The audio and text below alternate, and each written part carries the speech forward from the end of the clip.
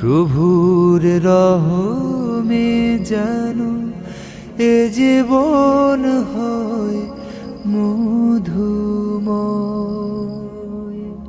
আর আমার মনের মাঝে তোমার প্রেমের ধারা বয়।